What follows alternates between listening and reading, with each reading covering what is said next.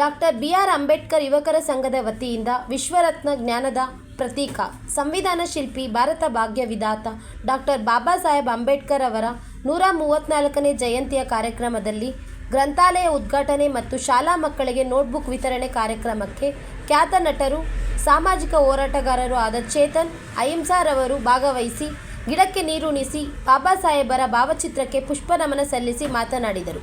ಈ ಸಂದರ್ಭದಲ್ಲಿ ವಿ. ನಾಗೇಶ್, ಮಾಜಿ ತಾಲೂಕು ಪಂಚಾಯತ್ ಸದಸ್ಯರು, ಸಂಪಂಗೆರೆ ಮುನಿರಾಜು, ಮಾಜಿ ತಾಲೂಕು ಪಂಚಾಯತ್ ಸದಸ್ಯರು, ರಾಷ್ಟ್ರಧ್ವನಿ ನ್ಯೂಸ್ ಕನ್ನಡ ವ್ಯವಸ್ಥಾಪಕರಾದ ಡಾಕ್ಟರ್ ರಾಜಶೇಖರ್, ಶ್ರೀಮತಿ ಹೇಮಾ ಮಾಲಿನಿ, ನಾರಾಯಣ್, ಗ್ರಾಮ ಪಂಚಾಯಿತಿ ಸದಸ್ಯರು ಎ.ಕೆ. ವೆಂಕಟೇಶ್, ಡಿಎಸ್ಎಸ್ ಅಂಬೇಡ್ಕರ್ ವಾದ, ಮಾವಳ್ಳಿ ಶಂಕರ್, ಡಿಎಸ್ಎಸ್ ಅಂಬೇಡ್ಕರ್ ವಾದ, ಕಲ್ಕೆರೆ ಮುನಿರಾಜು, ಎಚ್.ವಿ. ವೆಂಕಟೇಶ್, ರೈತ ಮುಖಂಡರು, ತಾಲೂಕು ಅಧ್ಯಕ್ಷರಾದಂತಹ ಎಎಸ್ಎಸ್ಕೆ ಕಾಂತರಾಜು ಓಬಟ್ಟಿ, ರಮೇಶ್ ಸುಧಾಕರ್, ಲಕ್ಕೂರು ವೆಂಕಟೇಶ್, ವಕೀಲರಾದ ವೀಣಾ, ಜೈಭೀಮ್ ನಾರಾಯಣ ಸ್ವಾಮಿ, ಕಸ್ತೂರಿ ಶ್ರೀನಿವಾಸ್, ಗುಡ್ನಳ್ಳಿ ಶ್ರೀನಿವಾಸ್ ಮೂರ್ತಿ, ನಾರಾಯಣ ಸ್ವಾಮಿ, ಸುತ್ತಮುತ್ತಲಿನ ಗ್ರಾಮಸ್ಥರು, ಹೋರಾಟಗಾರರು, ಗ್ರಾಮದ ಮುಖಂಡರು ಭಾಗವಹಿಸಿದರು.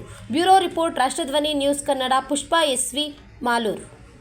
ನಮ್ಮ ಪುಟಾಣಿಗಳು ಎಲ್ಲ ಓದ್ತಾ ಇರೋ ಎಲ್ಲ ಪ್ರತಿಯೊಬ್ಬರು ಅಂಬೇಡ್ಕರ್ ಬಗ್ಗೆ ವಿಚಾರಗಳನ್ನ ತುಂಬ ತಿಳ್ಕೊಬೇಕು.